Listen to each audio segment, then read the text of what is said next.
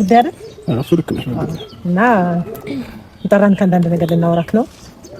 እሱ ምንድነው ትልልቅ ሰዎች አሉ ማለት ከኛ የበላለጡ ወላጆቻችን ፓስፖርት ይዘው መጣለች። ፓስፖርቱ አለ ችግር የለም። ይዘሽ ልመጥሽ ነው። አሁን ስለ ፓስፖርት አይደለም እያወራን ያለን። አይ ግን ይቅርታ በዚህ አጋጣሚ በዚህ ልንገራችሁ ብዬ ነው። ትናንትና ፓስፖርት ያለ ፍቃድ ወስዳብኛለችና በዚህ አጋጣሚ ይሄ ደግሞ ትክክል ስላልሆነ እንድትመልስልኝ አበናንተ ፊት ልንገራት ብዬ ነው። ትናንትና ላይ ባወራት ሊገባ ስላልቻለ ገኒ አንቺ ነሽ ስለምትልሽ ተቀበይልኝ በዚህ አጋጣሚ። እሱ እቀበልልሃለሁ ችግር የለም። አሁን ስለ ፓስፖርቱ ልናወራ አይደለም። እሺ ገብቶሃል አይደል? የፓስፖርቱ ለምን እንደማናወራ ገብቶሃል? ቤተሰብ ሌላ የሚጠብቀን ነገር አለ። ገብቶሃል? የሚጠብቀን ነገር ስላለ ፓስፖርቱን እንደርስበታለን ችግር የለውም። የራስህ ውሳኔ ነው። ማንም ባንተ ውሳኔ ሊገባ አይችልም።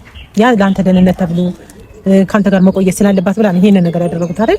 ከይፋ ጋር ተነጋግረው ስለዚህ እሱ ችግር የለውም። ያ ምን ደርስበት ነው። ግን አሁን እኛ የመጣ ነው በሱ ባንተ በኩል እሱ ተወክሎ በሷ በኩል ደግሞ ተወክዬ የመጣሁት የሁለታችሁ አብሮነት ይፈልጋል ነው።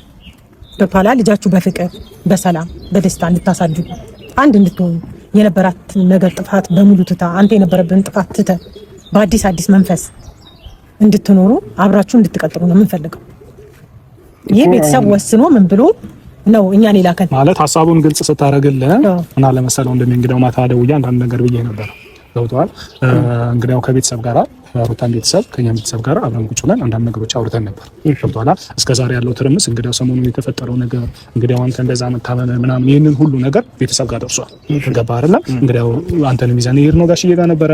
ጋሽዬም እንደዛ መሆኑ አልተመቸውምና ይሄ ነገር አይበቃም ብሎ ቤተሰቡ ተነጋግሮ የወሰነው ነገር ምንድነው? ሁለቱ ተስማምተው ታርቀው በስነ ስርዓት ልጃቸውን እንዲያሳድጉ በሚል ነው ተስማምተን። ማታም እንግዲህ አንዳንድ ነገር ስራ ያው በቃ አንዳንድ ይመለስልኝ መልስ አለ።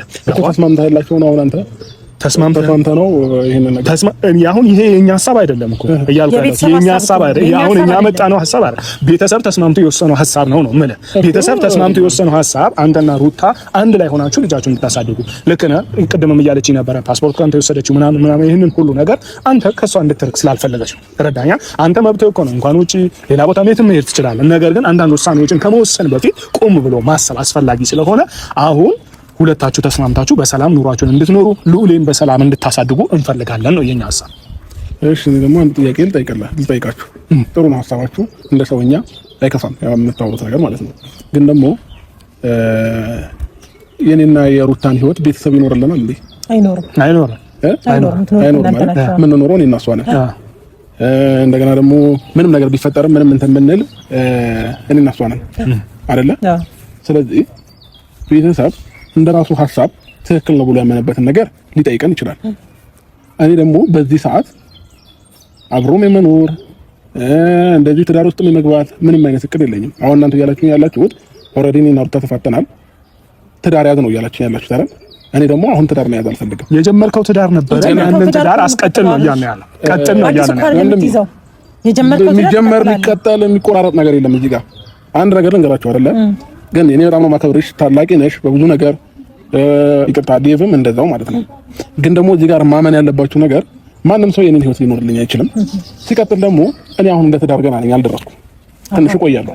እሱ እኮ መጀመሪያ እቆያለሁ ብለህ አይደለም ያገባው። አሁንም ማገኒ እሷም ልጅ ናት፣ አንተም ልጅ ነህ። እንደዛ እኔና እሷ ተለያይተን ተፋተናል አይደል? ገብቶኛል አይደል? ያላችሁት በወቅቱ ሁለታችሁ ማጥፍታችኋል። መጀመሪያ ላይ አንተ አጠፋክ፣ ቀጠለች፣ እሷ አጠፋች።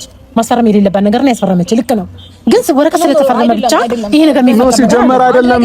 ቆየው እኔ አንድ ነገር ልበለ። ጥያቄ ጠየቀን አይደለም? አዎ። ሩታ እዚህ ጋር ይቅርታ ፈላጊ ናት።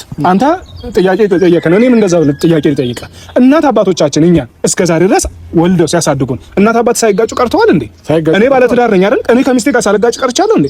ብዙ ያጋጭ ኖ ፍቺ መጠየቅ ጉዳይ አይደለም። ምናልባት አንተ ፍቺ ጠይቀ ሰው እኮ አንዴ ወንድሜ ፍቺ ጠይቆ 5 ዓመትም 6 ዓመት እንደፈቱ መልሶ ይታረቃል አይደል እንዴ? አንተ ሰላምን ፈልግ እኮ ነው። አሁን ሩታ ከትላንትና ዛሬ ተሽላለች። ተረዳኸኝ አይደለም? ከትላንትና ዛሬ ከትላንት ጥፋቴ አሁን ቀድመን እያወራን ነበር። ከትላንት ጥፋቴ ብዙ ተምሬያለሁ እያለች ነው። ገብቶሃል? አንተ ደግሞ ከትላንት ጥፋት ምን ተማርክ? አንድ ማወቅ ያለባችሁ ነገር ልንገርህ። ሲጀመር እንለያይ፣ እንፋታ፣ እንደገና ደግሞ ከቤት እወጣለሁ፣ እሄዳለሁ፣ እጠፋለሁ ምናምን የሚባልበት ትዳር አይዘልቅም። እኔና እሷ ጋር ደግሞ የነበረው ወይ ልነግርሽ አንዴ ገን ልጨርስልሽ። ታወሪያለሽ አንዴ ልጨርስ። እኔና እሷ ጋር ደግሞ የነበረው ይሄ ነገር ነው። ገባሽ? ብዙ ጊዜ እኔ ልጥፋ ትላለች፣ አንዴ ልብስ ይዛ ትወጣለች፣ አንዴ ሻንጣ ይዛ ትወጣለች፣ እንደገና ደግሞ አንዴ እንለያይ ትላለች፣ እንፋታ ትላለች። እንደዚህ አይነት ትዳር አይዘልቅም።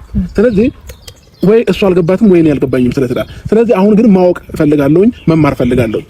አሁን ምንም አይነት ነገር ብትሉኝ ምንም የምሰማው ነገር የለም። በቃ ቤተሰብም ተስማማችሁ፣ የሷም ቤተሰብ የኔም ቤተሰብ ተስማማም፣ ምንም ማለት እነሱ የኔን ህይወት የዛሬ አራት ነገር ትተን በቃ በይቅርታ ጥሩ ህይወትን እንኖር ብዬ ለልጃችንም ለኔም ለአንተም ከበፊት ካሳለፍነው ነገር በቃ አይበልጥም።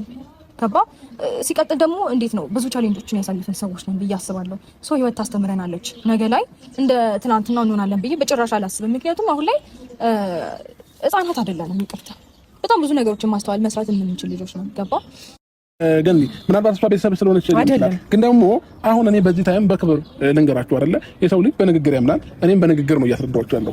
አልፈልግም ምንም ነገር በዚህ ታይም ከራሴ ጋር ብቻዬን መሆን እፈልጋለሁ። ይቅርታውን ሆነ ይቅርታውን ተቀብያለሁ። ግን ደግሞ አብሬያት መኖር አልችልም። እስከ መች ብቻህን ትኖራለህ ነው? እስከ መች ነው ብቻህን የምትኖረው? ወንድሜ እኔ እኮ ገና ነኝ። ገባክ? እሺ ገና ነህ መጀመሪያ ነበር አሳትገባበት ነበር ገና ነኝ ማለት የነበረብህ አንተ። አሁን እኮ ወጥቻለሁ፣ ተገላግያለሁ። ምንድን ነው የምትገላገለው? መሀል ላይ አንተ ልዑሌን ወልደሃል እኮ እንዴ! ፈጣሪ ይመስገን። ምን ማለት ነው?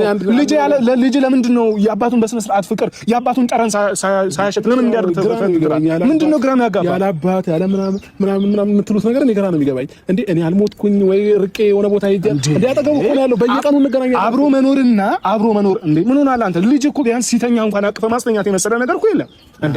ምን ሆነሃል አንተ? ይሄ ይሁን ሌላ ታሪክና ሌላ እንትን መፍጠር አያስፈልግም።